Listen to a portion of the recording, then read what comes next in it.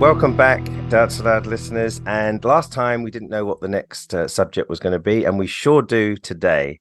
And it's going to be on the subject and also launching off from that subject as well, but it's going to be on the subject of Mormonism.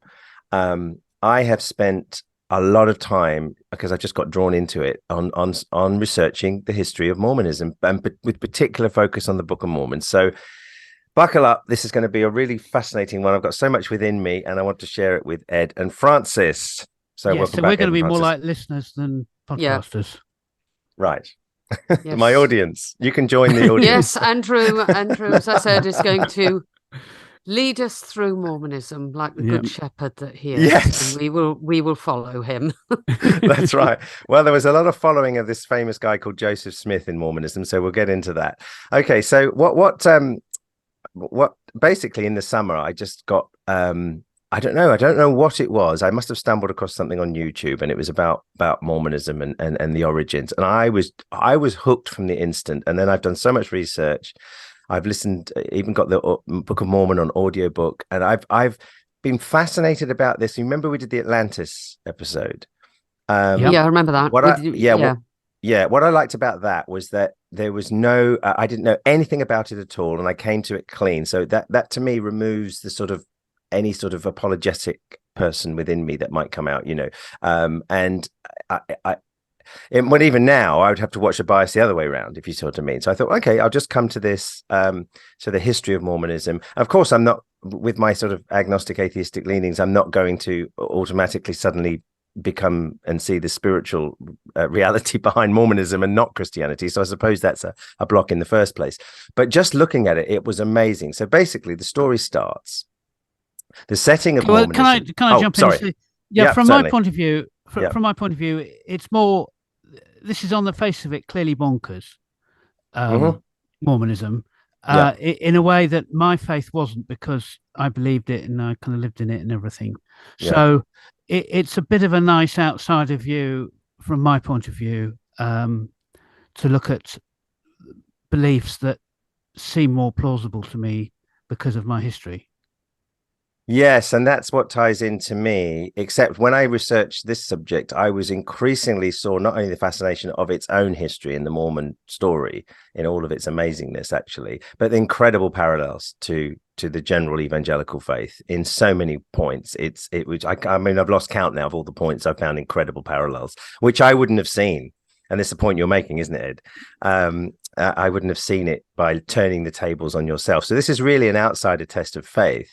Like, for example, I've watched a lot of general evangelical people who are challenging Mormonism, and of course I then see through the weakness of their own challenges, if you see what I mean, because they're doing it to sort of lead you to the faith of evangelical Christianity, rather than seeing the problems with evangelical Christianity through it. So that's going to be part of today's episode.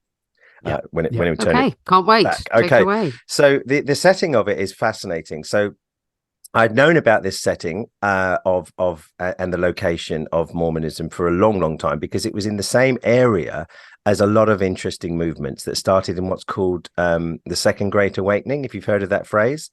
Yeah. And it's sort of I haven't.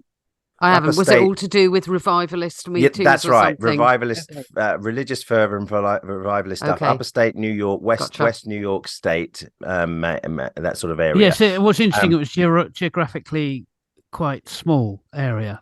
Yes, and yes, I've heard people call it the burnt over district. Is that right? That's right. Yeah, burnt over with all this religious revivalism, and it was Charles Finney, if you've heard of him, and had a lot to do with that area in revivals, and he was even part of like the abolition movement then, and then women's rights and stuff like that in this period, which was fascinating. But you also had other people like William Miller, which virtually slightly by sort of half a decade to a decade is later than Joseph Smith, who's the founder of Mormonism. But the Millerites had this thing at the time about a big fervor for the end times, and it was all going to happen in 1844, and it was called the Great Disappointment, and out of that came the Seventh-day Adventist movement.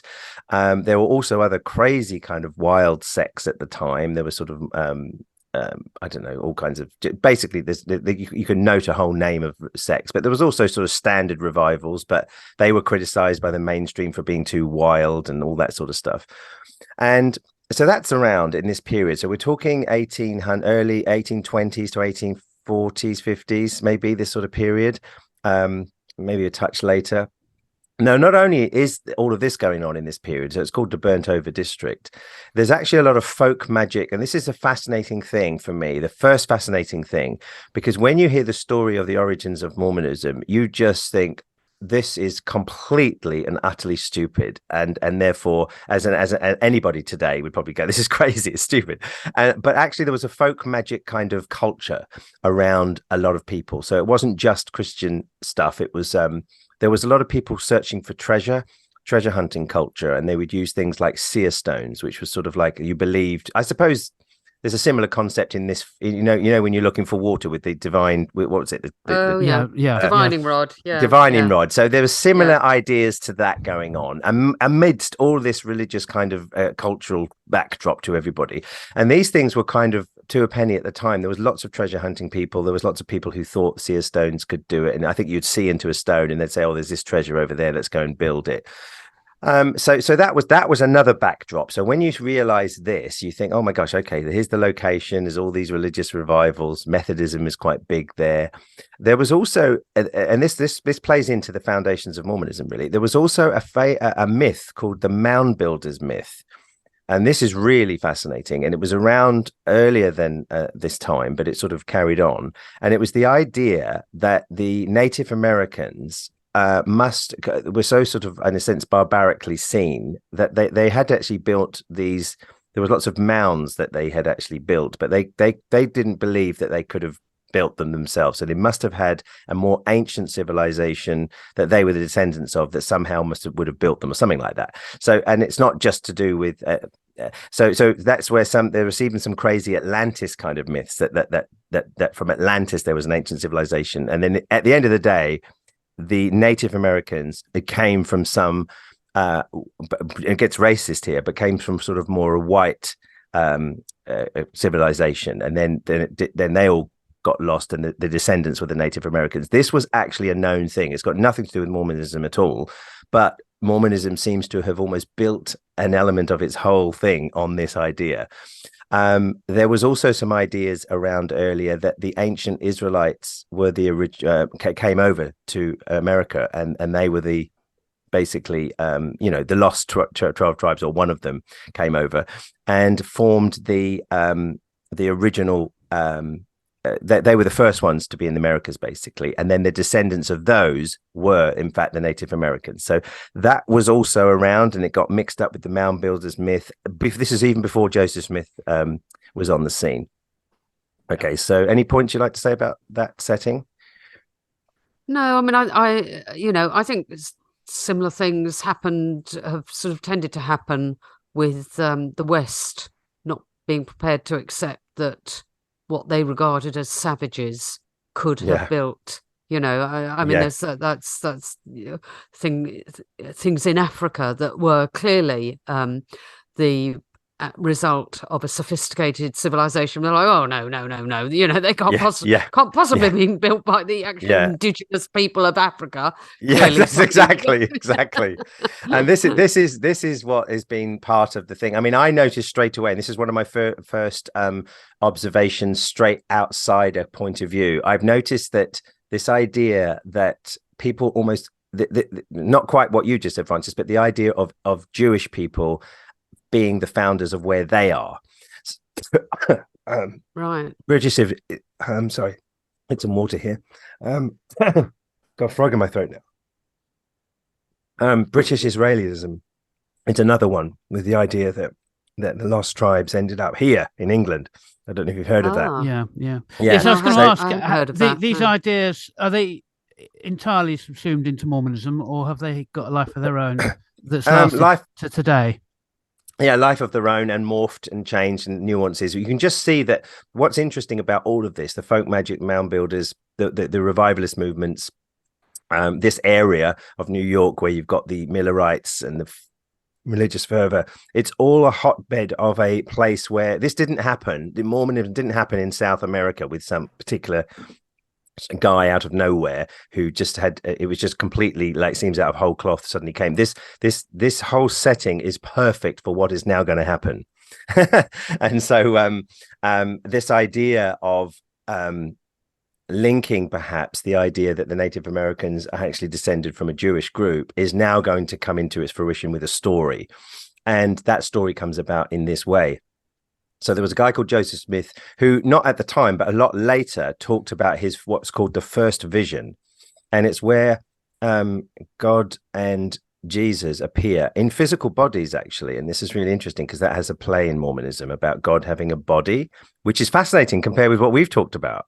So it's really strange that it could have been just a coincidence, but it's just really strange that, in fact, that idea of God's body has actually become part of the doctrinal later of Mormonist theology.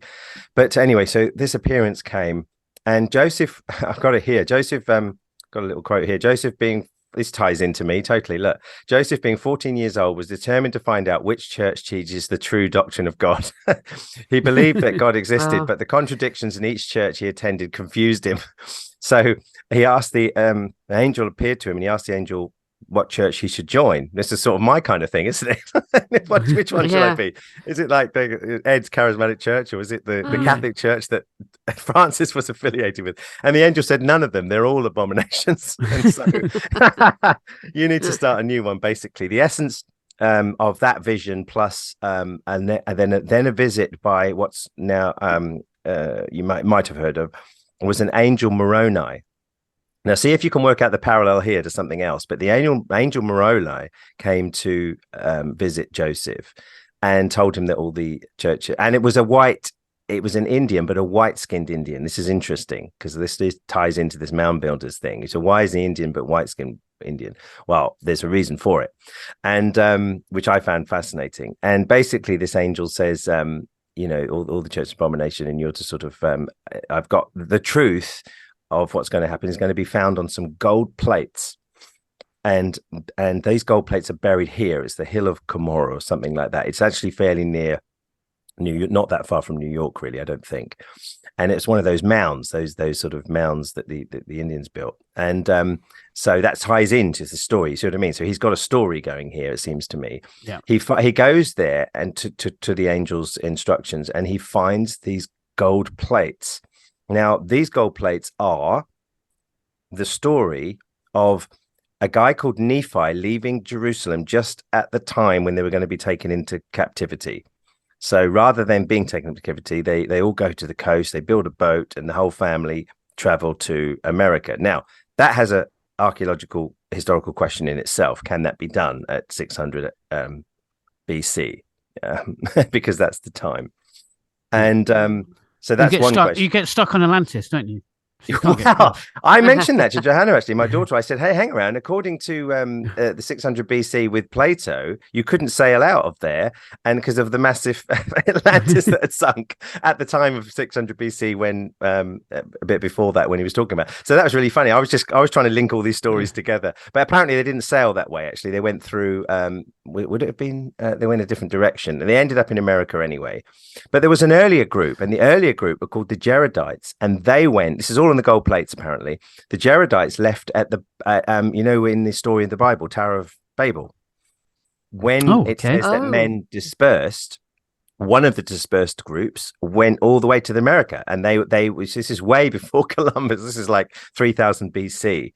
Well, I guess Ken Ham would think that. I would say, but this is where you get into Ken Ham stuff. When you get people talking on the literalism of this, you would say you got your Mormon Ken Hams. I've seen quite a few of them. Watched quite a few videos. Really, but the Ken Ham would presumably himself would actually say something like that. Probably, yes, that's right.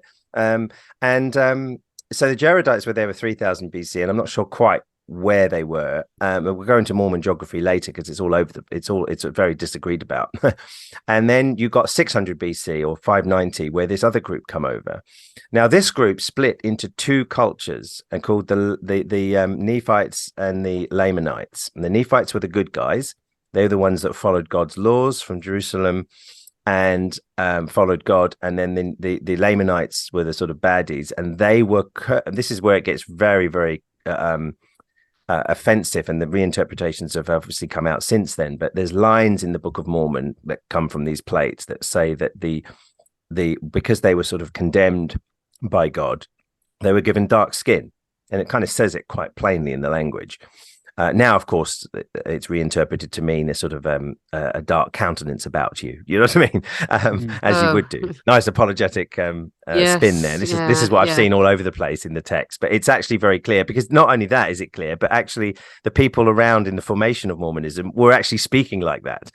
So it wasn't like they were saying, well, it clearly doesn't mean that. And so that's why the angel Moroni was a white Indian, because he was the last Native American. He was the last of the Nephites, the good guys, and and apparently the last battle scene was up around New York State. This really comes into play when we talk about the geography of Mormonism, because this is right there is a cementing problem. But anyway, in New York State, in this Hill of Cumorah, in this last battle scene, the general tradition from Mormonism is in fact that the angel, it wasn't the angel Moroni, it was Moroni, actually, a man at that time. He then became an angel and visited 1400 years later. So I hope you've got the story here. So he buried this in about AD 400. So basically, from AD 600 BC all the way to 400 AD is the period of these two warring nations, the Nephites and the Lamanites.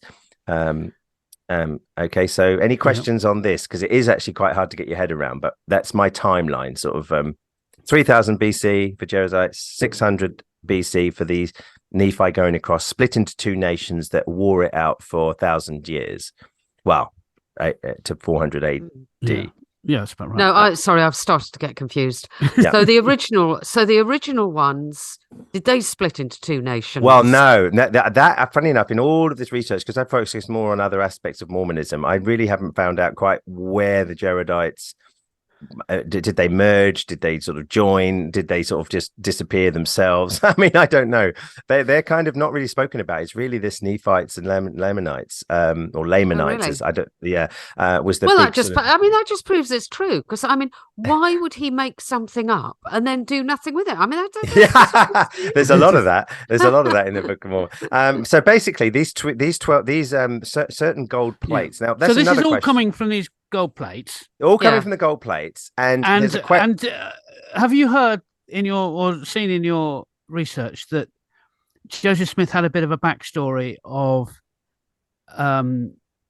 selling fake artifacts? Yeah, this is why I talked about the folk magic and treasure hunting culture. So Joseph Smith was actually a treasure hunter. So he had and his family were, and they were into, it does seem to be, I mean, certainly from the incidental letters, I mean, because we've got so much detail around the origins of Mormonism.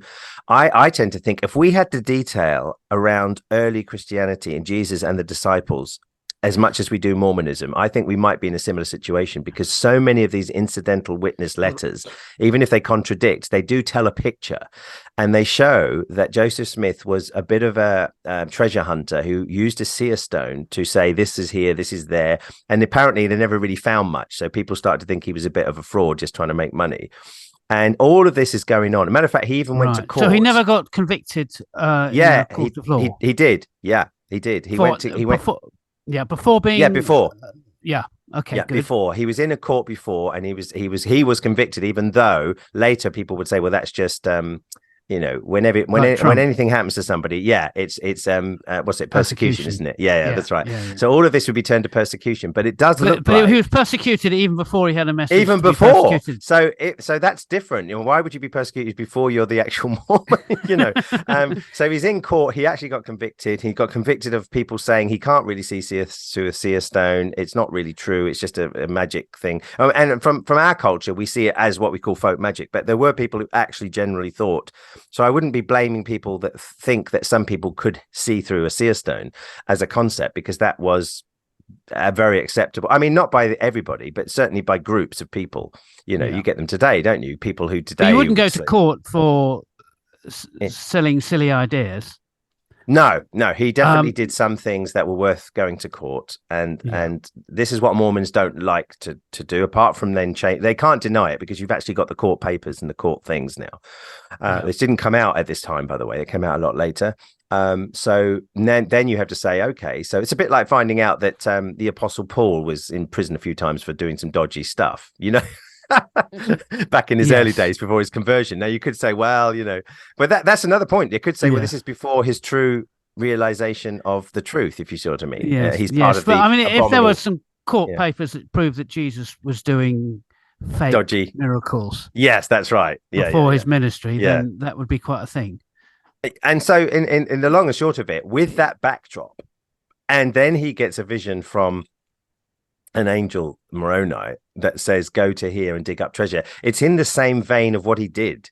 So you would imagine that there's people that going, you're crazy. And there were people saying he's just doing this thing again. You know what I mean? He's using a seer stone and he's whatever. And then there's debates on exactly what he did use to, sorry, it wasn't a seer stone to find the plate. Sorry, before somebody actually corrects, it was a seer stone to translate the plates into English. It was the angel Moroni that visited him and said, go and find treasure. But it's all in the realm of, not treasure, the golden book, but it's in the realm of, there were early stories of his where he talked about finding gold, if you see what I mean. So it's not surprising it would be gold plates. There is the question of whether, in fact, because it was gold plates that they took from Jerusalem, this Nephi guy in 600 BC. And then each of these generations sort of carried on writing on the gold plates right up to Moroni over this 600 BC to 400 AD. They were writing the stories down on gold plates. Now, that's bizarre because I'm not sure, from what I understand, that you didn't write stuff on gold plates like that, like whole stories and books and stuff. And so that really gets more interesting because it wasn't Hebrew, which was another shock, because you would have thought if Nephi is coming over already with some stuff written down and then they continue, that it would be Hebrew. It's actually something called Reformed Egyptian that Joseph Smith said it was. Now, everybody today says there was no such thing as Reformed Egyptian. But the reason that a skeptical view is that the reason he said that was because there were people who knew Hebrew. So there was somebody that said, send into the paper some of the letters that you've got from these gold plates and we'll have a look for you. So he didn't send Hebrew letters. He sent all kinds of, he sent a couple of Hebrew things and a couple of Egyptian stuff, or what he thought was this. And it was just gobbledygook and they just threw it out. That's the story that I read anyway, that in this research for this. But it makes sense that if he can get something that that isn't actually provable, you could just see that this is pushing more and more that the guy is making stuff up. That's the very obvious skeptical thing instantly that I would say. Why wouldn't it have been Hebrew? Why wouldn't they have maintained their Hebrew all the way through, And then anyway, but the Book of Mormon is massive, and to have all of that story. So his argument was, well, Hebrew would have been too much letters on the gold plate. So Reformed Egyptian, you could condense the story. That was his argument. And then there's no such thing as Reformed Egyptian. So that's another. There weren't many plates. No, I think there was or so. Yeah, that's right, and it built up to about 8 inches by 6 inches of gold, and there's crazy stories. So you couldn't write the New Testament on 14 plates. I just think that's why he argued this Reformed Egyptian. You could almost have. I just don't understand it, but that really doesn't matter because the issue becomes the translation process, because he was told to translate the 12 tablets, 14 or whatever. Plates, and he did it in the most what would seem to us as a bizarre way, and but he used some stories say he used the seer stone, the one he actually used for his previous stuff, and others say that there was this special spectacles, I think the name is the Thorman or something that came with the plates. Ehrman, that's right, something, and they tried to think, okay. Yeah, that made me think of something in the Old Testament with. Yeah, that's right. That's in the temple, but I can't remember what they were. That's right. Well, some people, nobody knows, I don't think, quite what they were, and so they've taken. Some people argue that to get away from, historians on Mormonism argue that to get away from this idea of linking it to this folk magic seer stones trade that he had, and not only that, his father and various other friends, to get away from that, it'd be far better to have something that comes with the plates that you actually look at and look through. And so the translation process was something like, apart from crazy stories, by the way, he told people about this golden Bible, as it were. about it being and this whole story, and people just laughed at him, didn't believe him. And then he had a thing, and isn't this convenient? He said nobody else is allowed to look. This was at the beginning. Look at them, or they will die. It's like seeing God. Now that. How convenient is that from a skeptical point of view? Not about here's the evidence, show it to everybody. It's like, don't look at it. So there was these stories like he'd have it covered in he'd have the plates covered in sort of cloth or something, and they could touch it, some people, but they couldn't see it. And then I don't know, there was the stories are bizarre and crazy. There was one where people were chasing him and he was running here and hiding here and ducking there and then hiding the plates here to stop these people trying to find it because they wanted to see these plates. And then people say, well, how could you run just like that with 200 pounds of gold? Because apparently gold has a weight scientifically, and if it is true gold, then the weight would be roughly 200 pounds, and he's running in and out like it's just carrying a piece of bread. And with these stories, so apologists get onto, can you believe it, apologists will look at this and they say, well, it may have been gold looking. It's like so rather than saying this seems so crazy, this is the mindset of the apologist. It actually can take the craziest idea and actually try to make okay, so maybe it's gold like material rather than crazy. Anyway, so I get off the point here. So basically he gets onto translating either with the seer stone or both. But then it becomes really bizarre because the stones he doesn't actually need the tablets. Apparently he goes, the angel doesn't give them to him at the beginning. He can't take them away. He can just look at them. And for 4 years he goes back and persuades the angel, can I come and show some of my friends these plates? So on the 4th year, the angel said, yes, you can. And that's when he took them back. And that's when he also. But I don't know why, because he was also saying, if you see them, you'll die, but he wanted to show them, I suppose, with a cloth over it and that sort of thing. And then he translates it. He can't write himself. And this is another similarity. He does come up with this amazing book. And it is actually quite amazing, I think, in one sense, not like, say, Shakespeare or something, but it is quite an amazing thing to come up with such a vast story that does seem pretty good. And they've said, how can such a sort of an ignorant boy come up with something so amazing? Therefore it must be God. Have you heard that before somewhere? I've heard it in relation to the Quran. Exactly. It's the same story.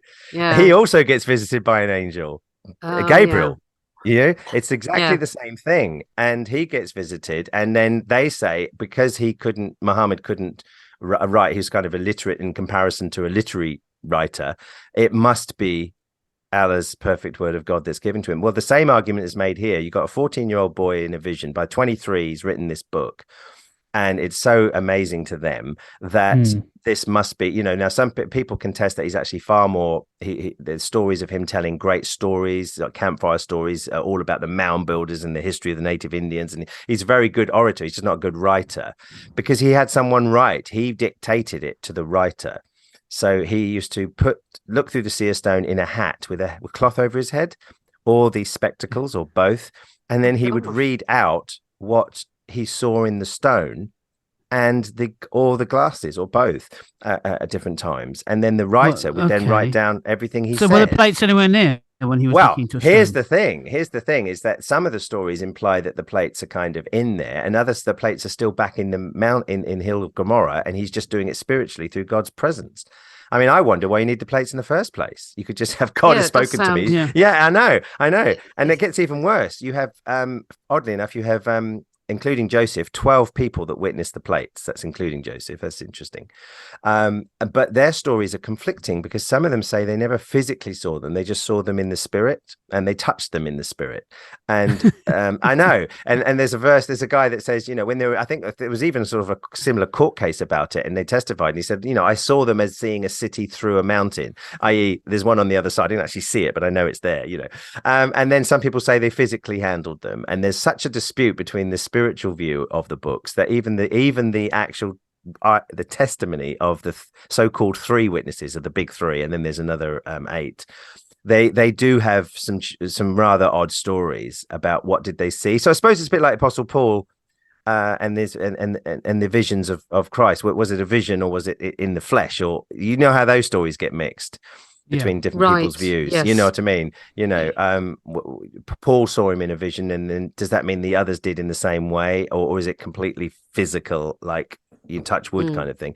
Well, this is happening with the stones and the witnesses. And so right there, I was thinking, this is crazy. I was just thinking, it sounds like some incredible guy that's pulling the wool over everyone's eyes, and some people are falling for it. And it's starting to then self-create. And so before I go on then, any more questions on those areas? No, I don't think so. I think I've managed to follow it so far. Yeah. Well, the translation. It's so ridiculous. You think, well, why is anyone believing this at all?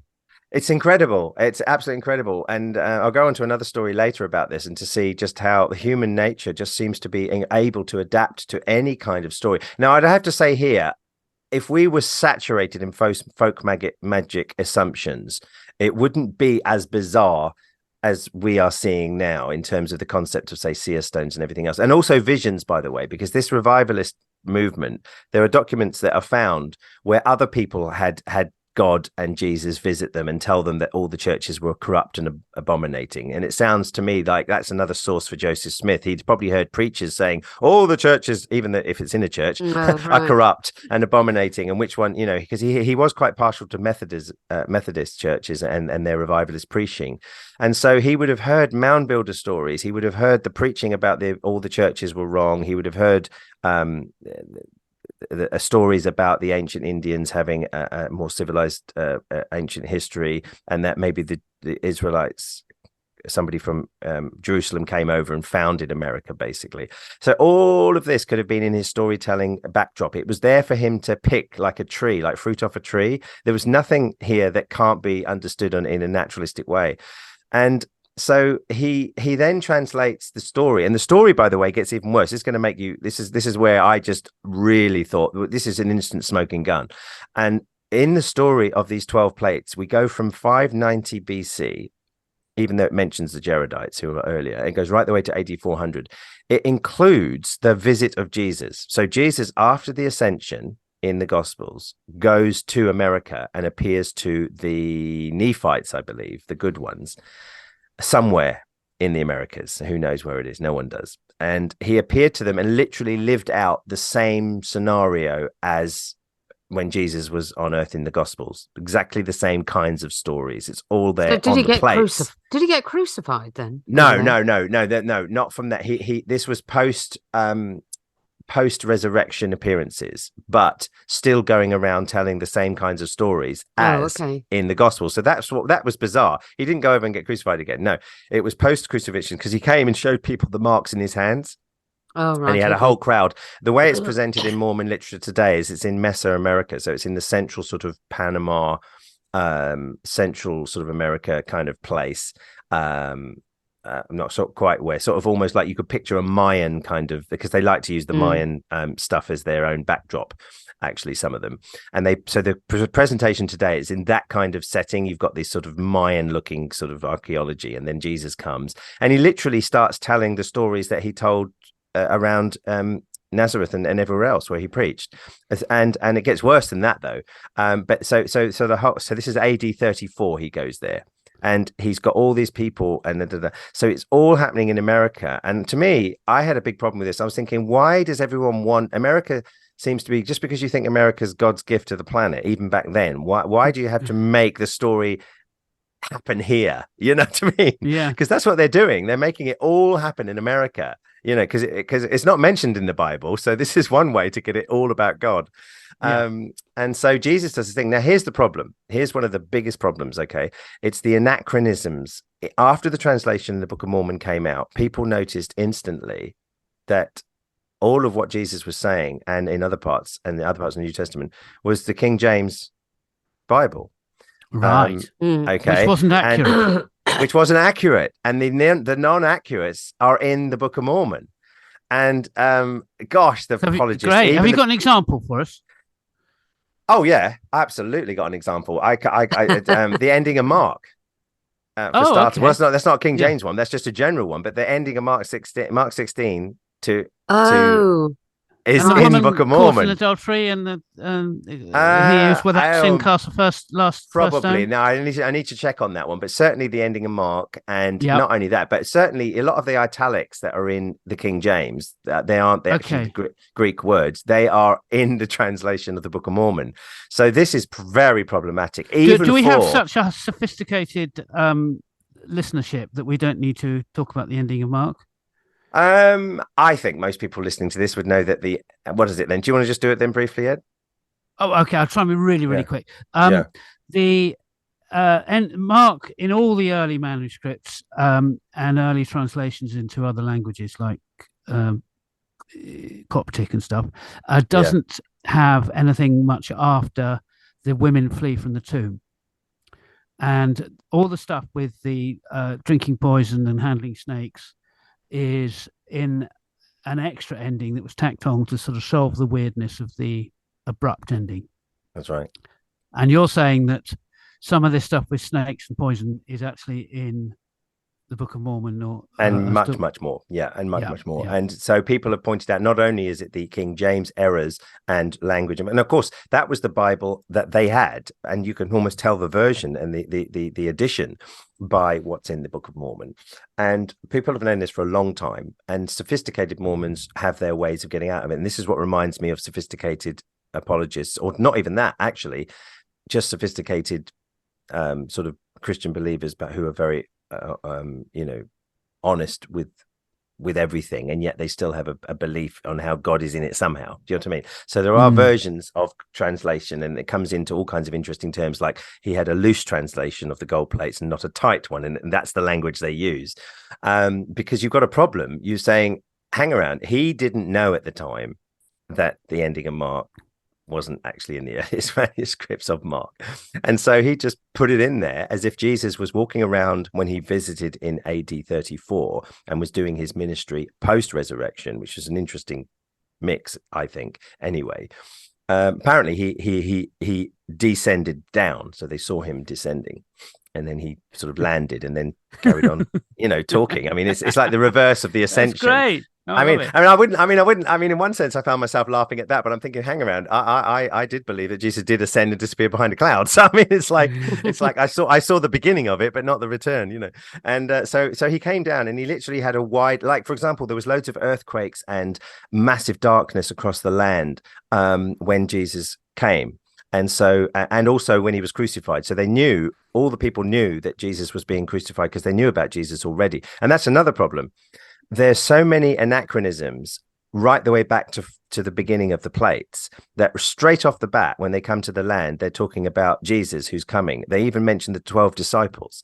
They mention everything that you can only possibly know post the Gospels. Hang on. So all the people over in America, while Jesus was in Israel in the first century, the people in America in the first century already knew about him. Not the people.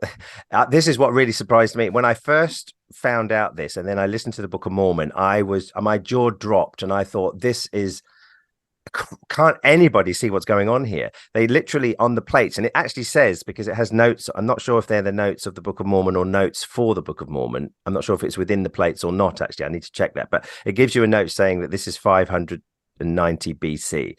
Then it goes into what is clearly the Book of Mormon for sure, and it talks about Nephi wrote down and then before you know it, they're talking church terms, they're talking anything churchy, and they're talking almost like gospel stuff. The 12 disciples, the Spirit will come upon you, be baptized in the Holy Spirit, and this is in the 6th century BC in America. Okay, and then we get to say 400 BC in America, and it talks about and what people have spotted is that so much of what they're talking about supposedly on the plates is like Methodist fiery preaching. It talks about going to hell, and it talks about, and basically it deals with when we've done stuff where we think you can think that the Gospels might be dealing with later church disputes.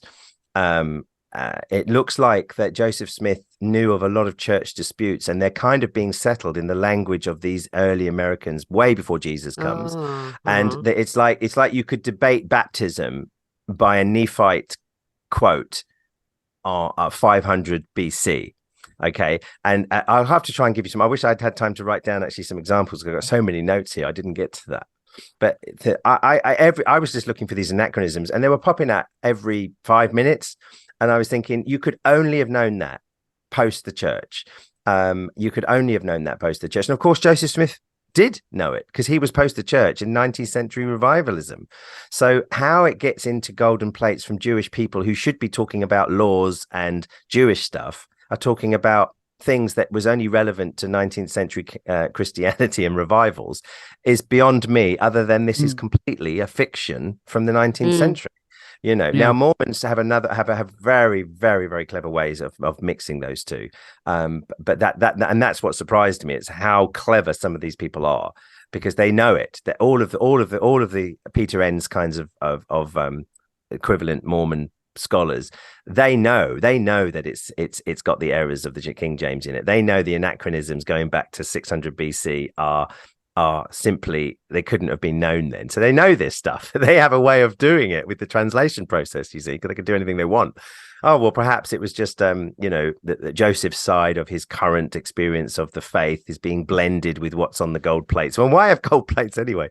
So all of that. So those anachronisms were the ones that were really powerful to me. When it gets to Jesus, I was thinking, he's just saying everything in the King James, and everything that was wrong in the King James is here.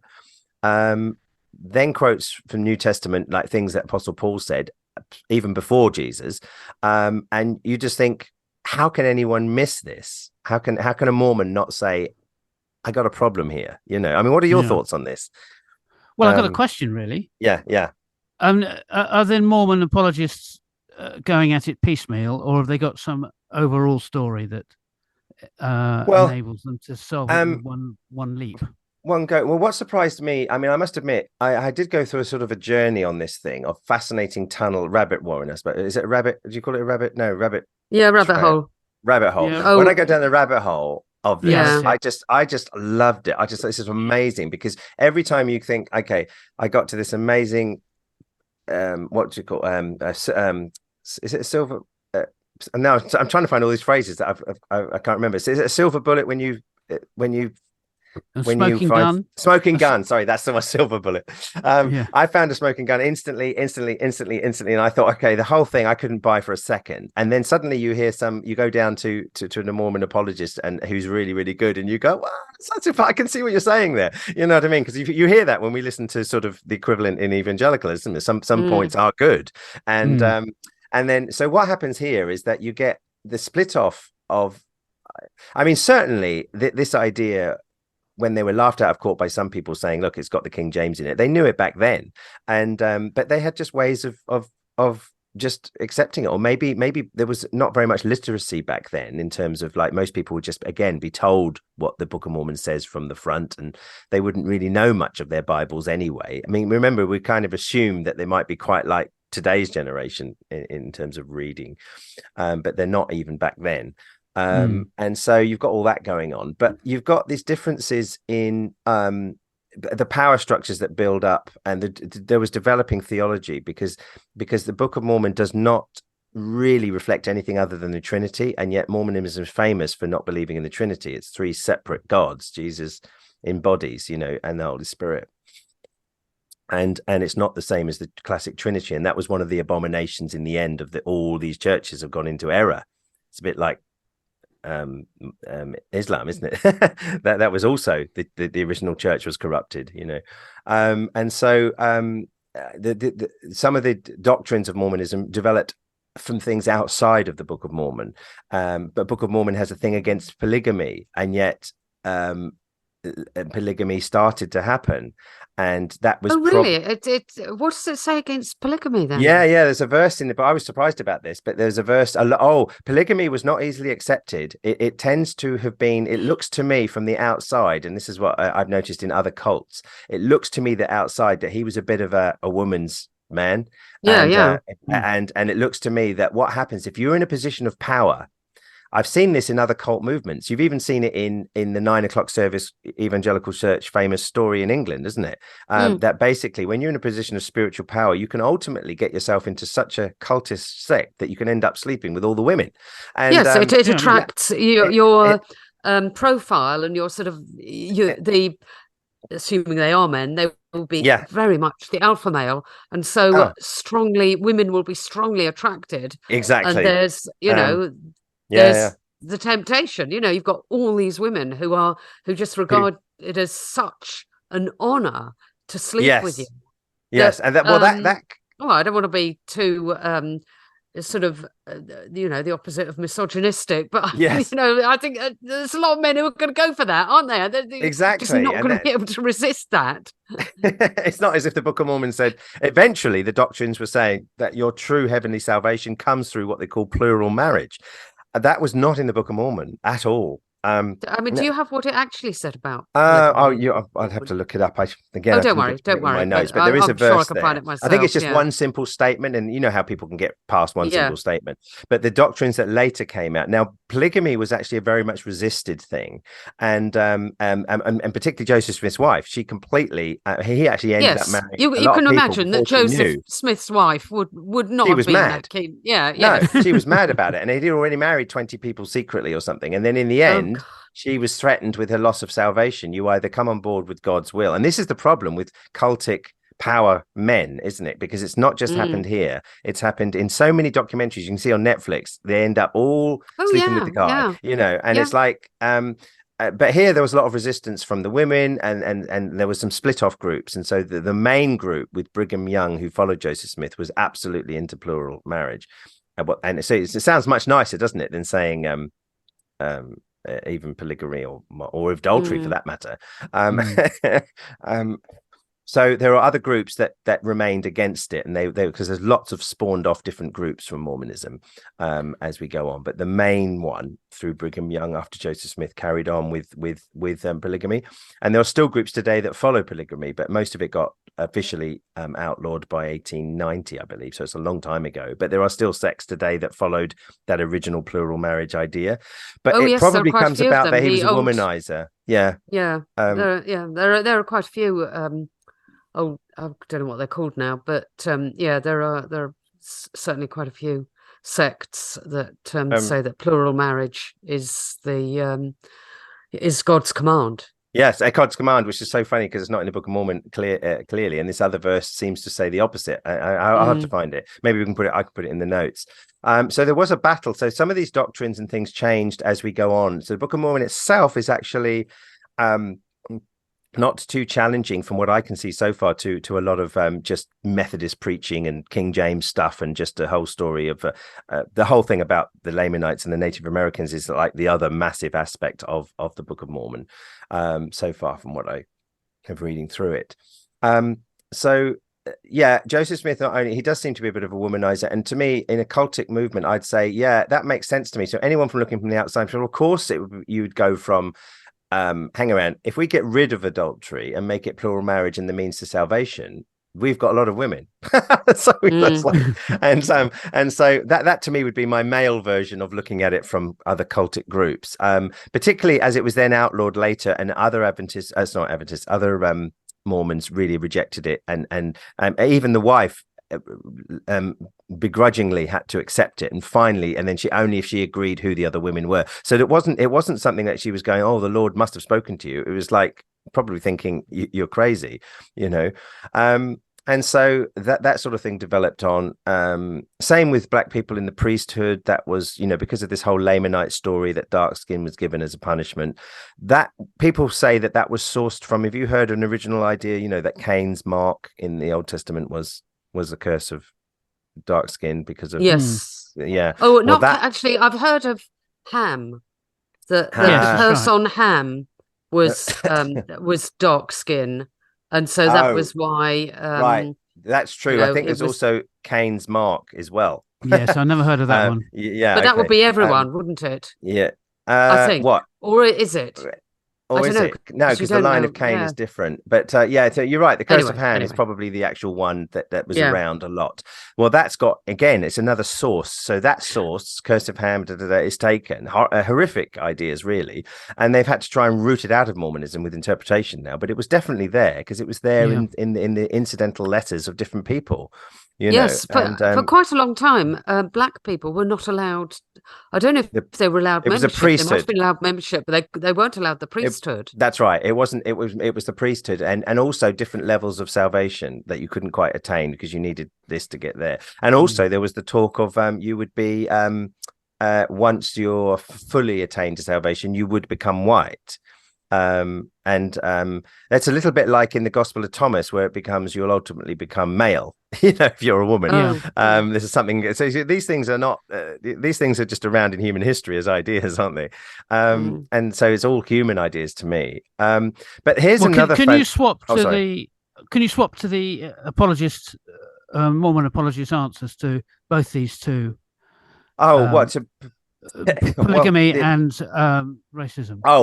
I think from what I can pick up, the ones that would then turn around and the mainstream now against polygamy would be probably now going and interpreting that verse in the Book of Mormon. I mean, I'm only guessing here. I need to look into it more, but a little more face value. And say, look, but then you see the problem is if you do that, you've got to admit Brigham got it completely wrong. Yeah, some people, or are they trying to sort of make? Well, they do it this way. They do it this way. So the sophisticated apologists do it this way, and they do exactly what the Catholics do with the Pope. Yeah, when the Pope speaks infallibly, it's of God. When the Pope doesn't, it's human opinion.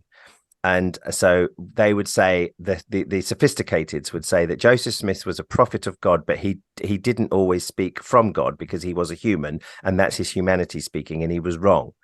And Brigham Young was racist in his humanity, but he was a prophet of God when he spoke of God. To me, that's the slightest hand you could possibly get. Francis, you have a statement on that? Well, I would just like to say that the Pope is only infallible when he speaks ex cathedra on matters of faith. Yes. So, no, I mean, that is true. That is, not that Catholics don't believe that everything the Pope says is infallible, or even that much of what he says is infallible. There are very special occasions when he is speaking ex cathedra from the chair on a matter of faith, and apparently not most popes go through their whole popehood and pop off at the end of it without ever having said anything infallible. I can't remember what the last infallible thing was. It might have been to do with the Immaculate Conception, but I'm not sure. It's convenient, though, from an outsider. Yes, it's a convenient premise, isn't it? Yeah. It is. But I mean, I think, the infallibility of the Pope is something that perhaps people tend to over attribute. Right. Yes. To say what it's a very rare thing. Yes. But when they deal with this sort of the curse of dark skin in the Book of Mormon, I've heard an apologist just recently this week say that's exactly what the Christian apologist does to the more sophisticated does to the Old Testament atrocities. It's like, well, that wasn't God, that was their view of God. They were a bit sort of racist or whatever. So saying this was Nephi, and that of course Nephi is human and a bit racist, and they said that God said these sort of things. So they get out of it that way, as opposed to saying this was God's. It's the same thing. So like it, I thought I've seen it before. I've seen this before, and I've seen it again. It's like, wow. So whereas the literalists say no, God said this. So so the people that are the literalists, they say, oh, it doesn't mean a dark skin, it means a dark countenance. You know that sort of thing. So like you're scowling. So you mean like you're scowling? Yeah. Rather than you can tell the Lamanites because they have this dark, mean-looking countenance about them, and that's two different responses. One is that no, it does mean what it says, but it's opinion within the Book of Mormon written. They slayed all these people in Canaan. Yeah, that wasn't God. That was they thought that was so that was God. A wrong view of God. So apologists are very, very, very clever, and that's what really fascinated me. It was like, gosh, you can take an idea that seems bizarre to the outsider, and you can run with it with the most sophisticated intelligence that a human being can come up with, including ways of this translation through the glasses. That how did 19th century or Methodist preaching or New Testament language get into 600 or 500 or 400 BC on the golden plates? It's because it's a fusion of Joseph Smith's cultural backdrop mixed with the interpretation. Well, what does translation mean then? So it's like if you're trying to translate a word, how does it?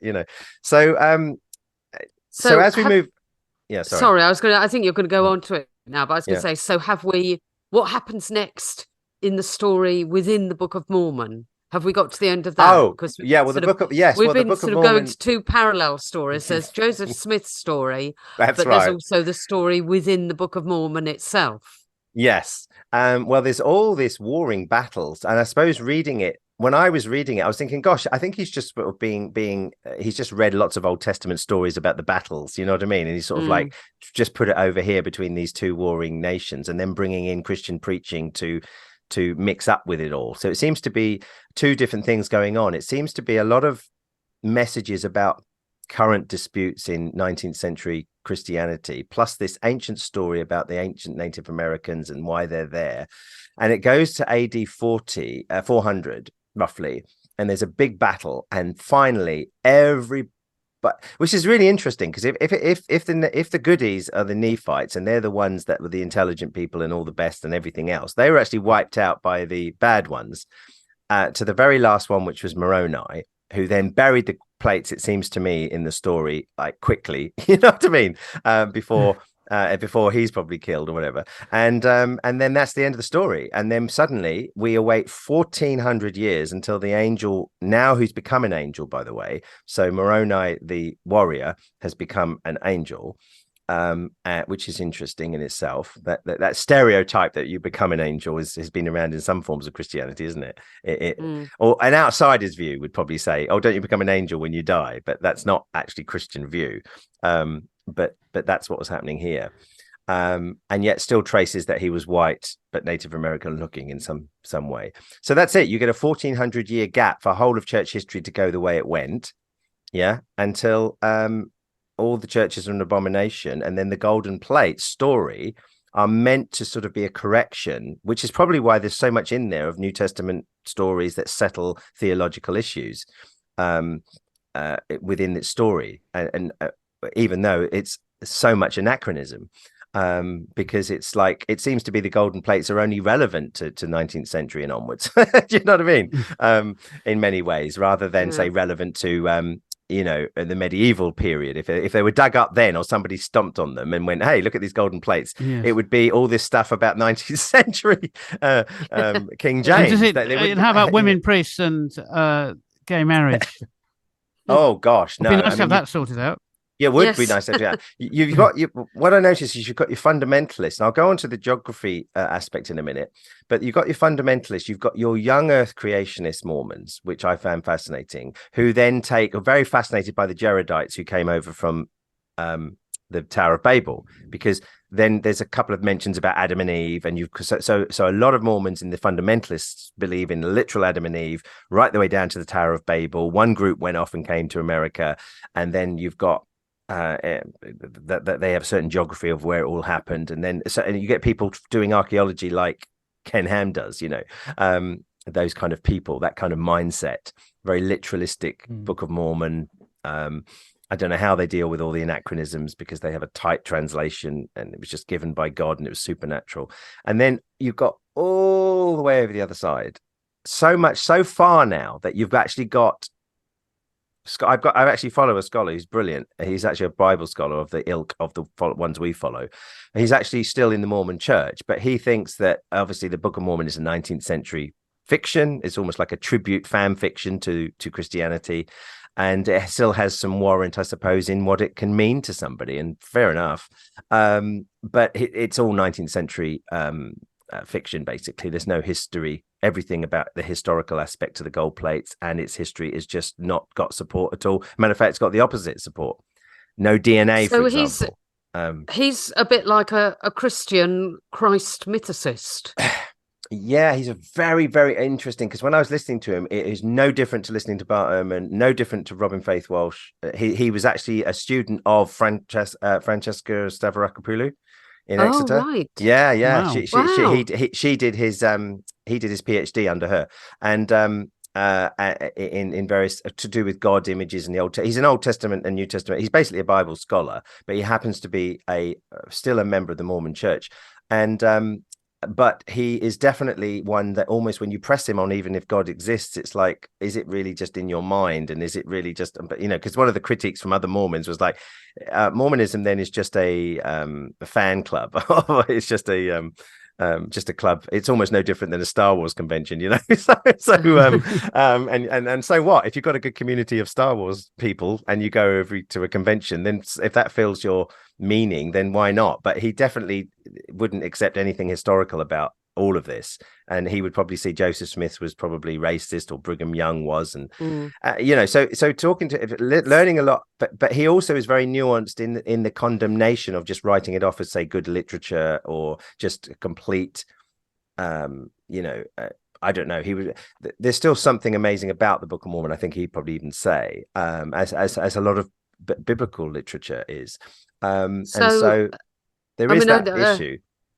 Sorry to interrupt. Sorry, no, carry on. I don't know if we're going to come to this later or touch on it at all, but the South Park, the episode about where it's Kyle, isn't it, befriends a Mormon boy. Yeah. And I think at the end of that, the Mormon boy is sort of saying something similar. He's just saying, look, you know, I don't have to believe this stuff, but it's, you know, this gives me like a good family life. It's just, you know, the experience of life I have lived in this community and with the people who have these beliefs is a good life. And that's all I need to know. Yeah. And that's, I think, there are probably Christians on that very, very evangelicals or not even, or progressives or whatever you want to call them, at that very end, when you think, hang around, I'm going to lose my entire community for a foreign one. Why not just see the whole thing as, I mean, I do understand that in a way, that you see the whole thing is like, you put it through your own filter. When someone speaks about God, you put it through your own filter of in the mind, this, that, and the other, and just change it to how you think, and then have a community. So I do understand that, compared with that sort of more materialistic, if it's not true, then you don't, you know, because then you wouldn't appreciate Christmas or, you know. Well, surely your group that you all were together at YWAM, very few of them are still evangelical Christians. Very few, or the ones I knew, but lots of them are still in the overall Christian envelope. Well, actually, in terms of the YWAM lot, no, they're all non-Christian atheists now, but the actual close group, all of them, but there are a wider group. Well, all the people you knew in YWAM have become atheists or agnostics. No. All the people that I knew very closely. So there's about 7 or 8. Right. Okay. So, a matter of fact, I'm going on holiday to Bruges later this month, and 3 of them are there, and we've regularly gone on holiday every other year or something for many years now. And so that's 3. Then there's a 4th one, atheist. Matter of fact, they all became sort of atheists more stronger than me over a quicker period. But then there's a wider group, and they're still in the faith, but they've become, like, one of them's become Eastern Orthodox. You know, considering that very fundamentalist YWAM background, that's quite a surprise. Others have become just more not going to church, but have something that you can't quite press out of them. You know what I mean? So, and then a couple I know are just the same. It's just like, wow. Yes, but the closest group are all agnostic, all actually, I'd say atheist, actually, not even agnostic. So this middle group, are they like these Mormons that you're talking about? Well, cultural Mormons. When I was studying and I was thinking, God, I'm fascinating about this subject, and I'm really fascinated. I'm thinking, wow. So I guessed what there might be out there before I found them. I thought, I wonder if there's Mormons that just really think the Book of Mormon is an inspired fan fiction in a way, or inspirational, that it will forget the dodginess of Joseph Smith, but somehow he came up with something very informational and pro-Christian in a sense of enlightening and meaning to people. I wonder, and they don't believe it's the gold plates were real and all of that. Of course, the fundamentalists, which I have, will be going crazy with you to say, well, what about the plates? What about the Joseph Smith being told it? No, all of that was not real. It was just a 19th century book, but still holding it as valuable. I thought, I wonder, and I found them, and that's when I emailed you. I texted you. I said, there are groups that see it. Brigham Young University, BYU as they call it, a lot of the main scholars there think it's a 19th century fiction, the Book of Mormon, and this was originally the Brigham Young, called Brigham Young University. Yes. And yet these people are the Peter Enses of Mormonism, and there may not even be Mormons there now. I think it's just a standard place, but it certainly are Mormon people there. And these people are sort of battling with honesty, and yet the reality of some kind of inspirational stuff coming from their whole background. They've known nothing else other than fifth or sixth generation Mormonism, and they just can't leave. And I kind of, that's been a new thing for me. I can kind of try to get my head around that. But they're there. At least they're honest with everything I found out about Book of Mormon, but they're still there. Maybe that's the same with the Christian then. Peter Enns knows all this stuff that we feel we know, or we know a lot of stuff that he's said, and other scholars agree, like the bart-ehrmans or whatever. And yet Peter Enns is and remains a sort of a professing Christian of sorts, even if he's called a non-Christian by fundamentalists. And so Peter Enns is more orthodox than a lot of Church of England people. Yeah, well, that's true. I mean, I think they call him progressive evangelical, although, I think he's quite out there compared with what some people would accept as acceptable. But like you said, not even believing in Adam and Eve or anything like that at all is a big one for a lot of people, So, or the Bible's written by all these other people late in history and all that problems with it, So that is progressive Christianity, or liberal in the old days. Progressive now, isn't it? But I just wanted to go on to another thing within Mormonism, talking about the parallels with Christianity, which there's lots. There's two aspects that I want to talk about, and one is another story of one of the potential successors of Joseph Smith and his story, which is absolutely as fascinating as the original one, which says a lot to me. And then there's the geography aspect. Well, this is very different from the geography aspects that we get with evangelical Christianity, because we know that no one's disputing that Jerusalem is where Jerusalem was. No one's disputing the Babylonian captivity. No one's disputing the fall of Jerusalem in AD 70. At this point anyway. So it's like you've got to sort of you've got Israel, you've got the various places. They're kind of known, people accept them, and it's now, did things happen there according to the story literally, or people made up stuff within those things? Mormon geography is different. There is no agreed place to where it all happened. They simply don't know. There's no real evidence that can support anything to do with that story of these two warring nations for nearly 1,000 years. Nothing's been found, except for people like the extreme pseudo Mormon archaeologists who find some lump somewhere and say this was coming over from Israel. You know what I mean? And everyone else disagrees. Apart from that sort of people, which you'd expect, you get that in Christianity, don't you? That chariot wheels found here. We found the ark. We found where Moses' tree was. That burnt or something. All of that nonsense is seen by nonsense by most Christian sort of academics and archaeologists and stuff. But here we've got three different things. You've got the three ideas of geography, which has got no evidence to support any of them. And then because people have split, the evidences for each of the three different views cancels out the others. It's back to that thing again. So you've got the hemispheric view, which means that the whole of the Book of Mormon happened over North, Middle, and South America. Okay, the whole lot. And that was generally the received view. That seems to be what Joseph Smith thought, because it talks about the narrow neck of land, and everyone has seen that. I should say. Or peddled, yeah. He seemed to drop hints that somehow it was all happening in North America, but also South America, and the middle, the narrow neck of land is mentioned in the Book of Mormon, and most people in the early days took that to be that narrow strip between North and South America, so because it just sounds like that. So they said, okay, so it's happening over all of South America. Then you've got the Heartland people, and that is where it happened all up near upper North America, right up to New York and up to the Great Lakes, and they're called the Heartland people. Now they're the equivalent to the Ken Ham young Earth creationist lot. They see it all happening there. Very literalistic. They say, how can the plates ended up in New York? We know that, they say. We know that that was the last scene of the battle. How can the battle be taking place down in South America and then someone bring plates all the way up and bury them up in New York?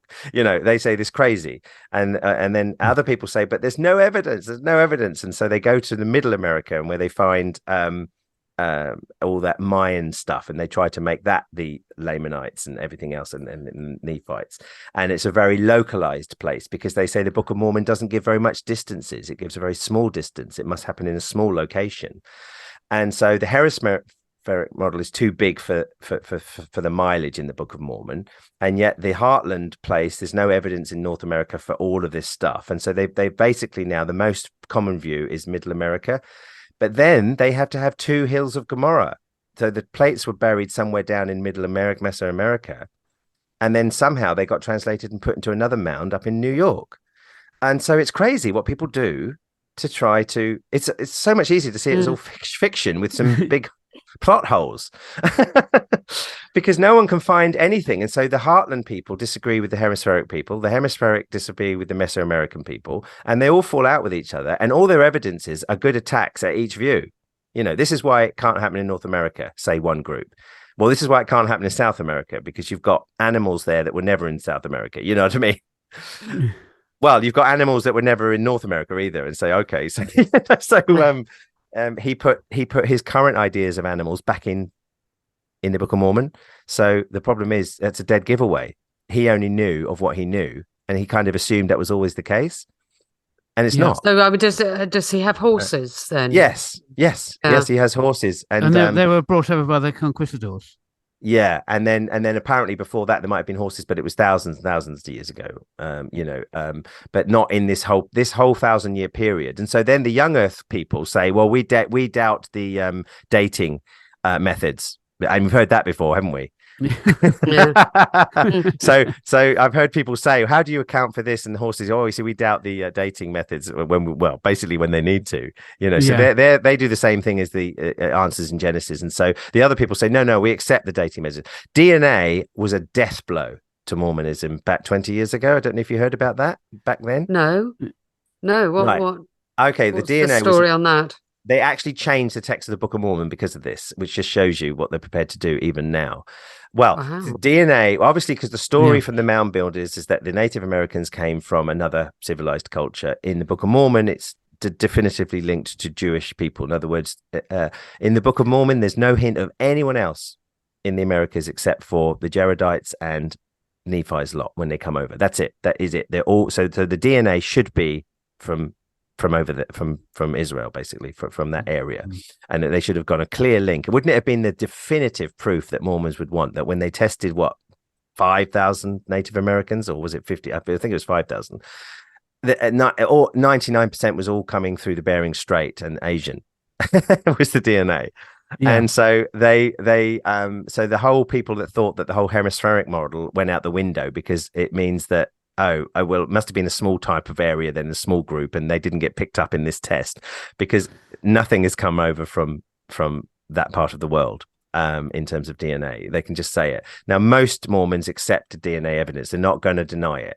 Some of the extreme literalists do deny it. They say, well, you got it wrong. But some of them will say, okay, we accept it. So that means it must have been a small lot of Nephites, and then they got merged into a bigger culture. So we'll accept there are other people here. And then they kind of disappeared.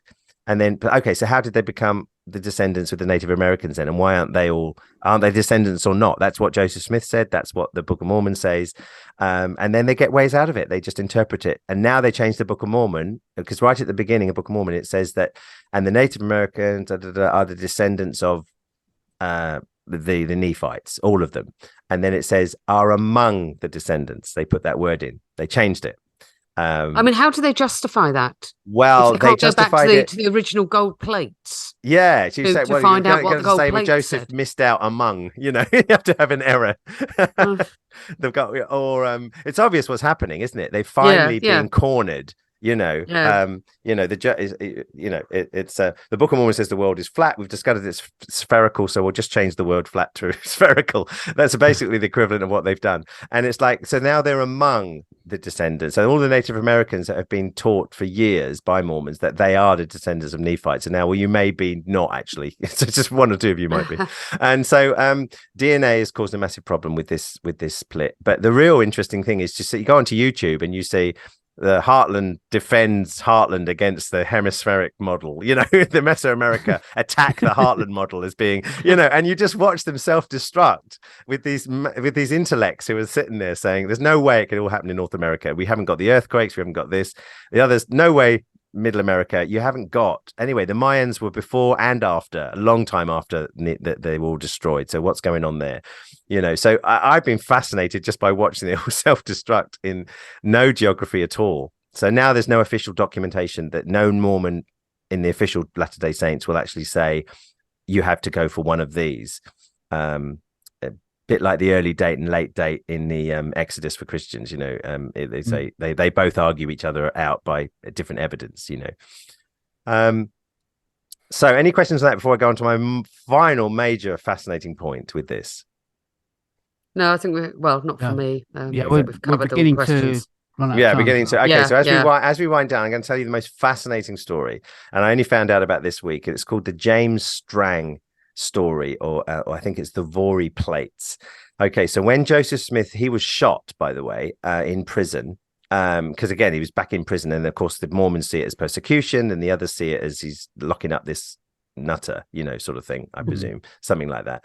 And he gets shot over actually polygamy, where people were anti-polygamist, and so it was like vigilante kind of setting, and he gets shot. Well, just before that, it's purported that he wrote a letter to a guy called James Strang, and he which is questioned whether it's a forged letter by this guy called James Strang, who then seeks to be the to carry on from Joseph Smith. And as we know from Christianity with James and Paul and Peter, as we know from Islam with the split of who's going to follow, this happens in every religious movement. Who is the next successor? Okay, I've noticed this in different movements. It's a big fallout, and you get different groups that follow that successor or that successor. And that happened with the James and Peter and Paul, didn't it? It's argued today. You had the James followers and Paul followers. This happens here, and this James Strang is just fascinating. When you hear this story, and then you hear what mainstream Mormons say about this story, it then says everything I've ever wanted to say about this whole talk. He writes a letter. He gets a letter from Joseph Smith saying, "I want you to." I've already foreseen that I'm going to die. Apparently, in this letter, I want you to take over the church. But this guy Strang was actually an expert in the postal service. That was his trade. So people think he may have forged that letter to make it look like Joseph Smith wanted him to become the leader. Other people say it's a genuine letter, it looks genuine, all the rest of it. And so this James Strang goes one step further. He has a vision from an angel who tells him to go and find some revealed plates, brass plates, to give more of the story. And he has 4 witnesses that go with him, and he goes up to a tree, and there's no signs, the witnesses say, that there was any kind of digging around there. And he says, I've been told that there's some plates about 3 foot down there. They dig and they find these brass plates. And in the brass plates has a story continuing on a little bit from Joseph Smith's plates or something like that. And in that story is a prediction of the founder of Mormonism going to be killed, and that the new founder will be this person. Sort of hints at this Strang guy. So he's actually people bought it, and this time there were real plates. They were given to people to look for, people outside the movement. They could touch them and feel them, unlike the actual gold plates, by the way. And you never asked me what happened to the gold plates. Well, what happened to the gold plates is the angel Moroni took them back to heaven. How convenient. Yes. How convenient. In other words, you invent your plates and you obliterate them. Yeah, it's like Atlantis. Yes. Same thing again. Well, it's also a bit like Jesus, isn't it? Well, you invent you have Jesus down up he comes, disappears, and then where did he go? Oh, he's gone. Yes, all right, he's gone. I see. So I can't see him here, no, because he's gone. And so, right, I say I'll just believe it then. Same thing. So the plates disappear. Now these brass plates are slightly different. They're actually no stories of seeing them spiritually. They're passed around. A lot of people believe them. He got about 12,000 followers who believed that these plates were shown by an angel, and that he was predicted to be the follower of Joseph Smith. And he had a lot of people. He had a lot of people from the other group, the main ones, who wanted Brigham Young, and Brigham Young was becoming the leader, to say that this group were frauds, that the angel didn't visit, that the plates have been made out of some kettle or something, and that this guy's a fraud who's wanting to take over for power.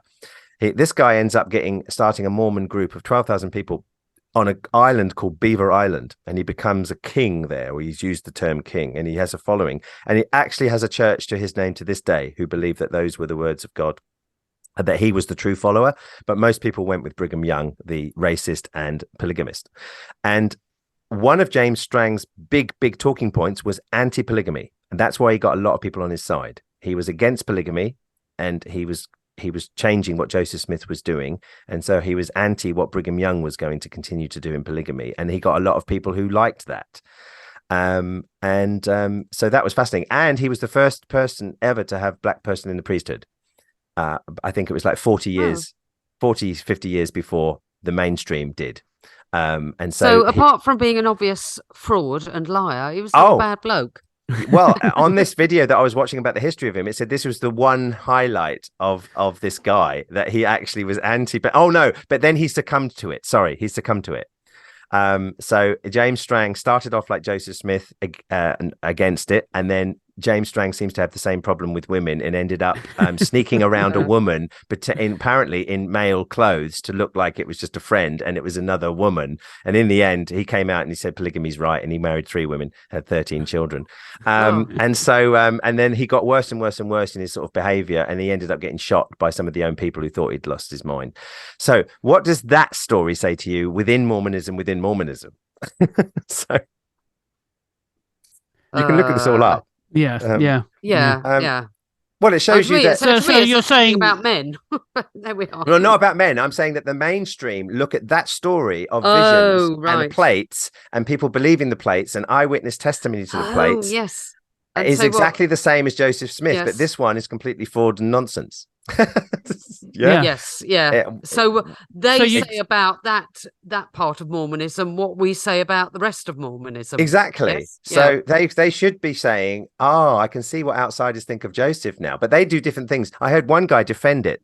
They said, look, this guy had 4 witnesses to the plates and everything else, but there was nothing spiritual about it, because he didn't seem to know about, apparently God of an angel did visit this guy, but this apologist was saying the golden plates were visited by an angel and people saw the plates spiritually. This shows you that it was more real than just these physical plates that were handed around, which was a bizarre response. Yes, because you would have thought, hang around, these were witnesses. Some of them were witnesses who touched the plates who weren't Mormons, and they said these are real plates. They couldn't work out what was on them, because also, by the way, this Strang was given the gift to interpret, and they're called the Vors plates. And I'm just thinking, hang around, you've got the same kind of story, and you're brushing it off with all the attacks that other people do to Joseph Smith. And to me, it was like a biggest testimony to their own crumbling, because it's like, except for the 12,000 that followed him, because they said, well, look, this happened to Joseph. Obviously, this is a sign now that Strang is our guy.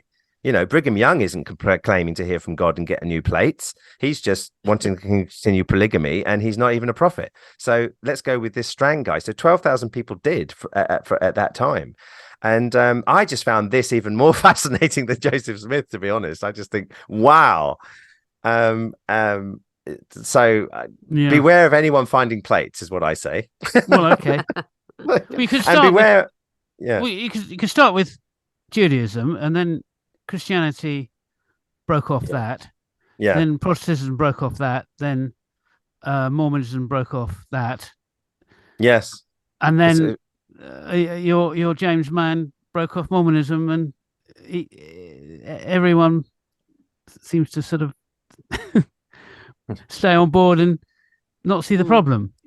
Yes, and I suppose that's it, isn't it? Because there's still a church today. I believe it's only got about 200 members of this particular guy. On maybe it's on that original island. I don't know. And they still revere the plates as part of God's inspirational translation of them as God's word. And it just obviously it's crazy to even a mainstream Christian. But then when you step back, my point about this is that when you then look at yourself, and I think, how crazy it is to read into a hat with a seer stone and translate a Bible. And I thought, well, hang on, I did once believe a snake talked, Yeah. I did once believe Jesus ascended up behind I don't think you ever did that, actually, Ed, but I did think that Jesus went up and actually disappeared behind a cloud, like literally,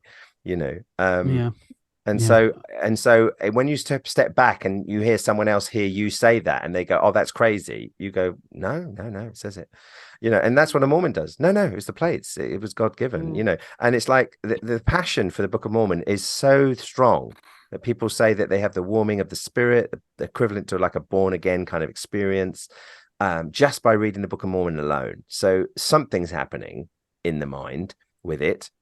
And people defend it on that basis. I've had an experience of God. The Book of Mormon has confirmed it. Therefore, I trust the plates were real. Joseph found it, and that he's just been persecuted, and all these things are just slander against him. That's the mindset. Whereas I cannot see it that way, So I tend to think some of the disciples may end up a bit like Joseph-like characters if we really knew what they were like. You had inside stories from friends and letters, and because we just have them as these figures that you kind of elevate. You don't have details 2,000 years ago like you do 200. If the gospel had started 200 years ago, would it really got off the ground at all? Because you'd have too much information on them, like this story. Yes. Yeah. Well, I think I've heard it said that Mormonism has been about as successful as Christianity in terms of it's booming millions growth. That's right. It's unbelievably growth, but I have realized it's more diverse. There's lots of schisms and sects within it. Sect as in SEC. Yes, yeah. There may be lots of sects in it as well. Well, there was in the 2nd century with all that stuff that Bauer tells us on the all the schisms. all the schisms in the 2nd century. Yeah. So human nature is to schism on religious belief, and that's what, even with following on, who's going to follow? Do you follow the Strang guy, Brigham Young, or all these other little groups, or the Islam is split, isn't it, to the Quran only group, to the Hadiths and Quran group, to the Sunnis, Shiites, and then Christian, of course, you just keep going with the schisms. So human belief on dogma or on religious revelation still evolves and changes and adapts and spins off, and so you can't. It's just to me, it's observational data rather than an opinion on this. Just look at the groups and try to account for them, and so anyway, so that's really my bubbling over story with Mormonism. So much more could be said, but that covers a lot of it. Well, that's been fascinating. It's been absolutely fascinating. Yes, brilliant. Thanks for doing the research, Andrew. It's really interesting. That's fine. So I will be joining the nearest Latter-day Saints and I will treasure that Book of Mormon. But I'm still going to carry on listening to it, just to get those anachronisms. I'll send you some anachronisms, sort of ones that were hundreds of years before. Okay, great. Yeah. And I noticed actually that the artwork in Mormonism looks exactly like Jehovah's Witness artwork. That same nauseous sort of interesting cadence to the interesting. The other thing is that Joseph Smith had a wrangling with William Miller. He was the one with the end times predictions in the Second Great Awakening period. So William Miller was the famous one who prophesied in 1844 that Jesus would come back. And it was all in the Bible, and it was all predicted. And Joseph Smith said, "No, you got it totally wrong. He's coming back in late 1800s, about 1890." So, and of course, because he prophesied, there's a lot of prophecies from him, by the way, that didn't come about. One of them was that Jesus would come back before he was 80, right, round about when he was 80, and then he died and got shot at 44. So, what do you think apologist says? He said that Jesus would come back when he was around 80, but because he got shot, that invalidates that. So it's like, because technically he died at 44, so how can he be around? So you don't have a preterism version in well, that would be interesting. I could go there and I say, are there sort of preterists, and then they just say that he was speaking out of his non-fallible humanity when he was predicting prophecies like this. You see, speaking out of something, anyway. Speaking out of something, exactly. So all the prophecies that fail, whether preterists or not, but they certainly have their apologists who say, "Does it really mean generation?" That kind of thing. Yeah. And so, you just see these little apologists. I think I've got such a lower view of them now than even before. But anyway, So, well, there we go then. So that's Mormonism for today, and its implications and links to Christianity, mainstream Christianity. That is, they see themselves as Christian, of course. So, so the true Christian, but still, the links to mainstream evangelical is what I was wanting to do. So, brilliant. You nailed it. Well done, Andrew.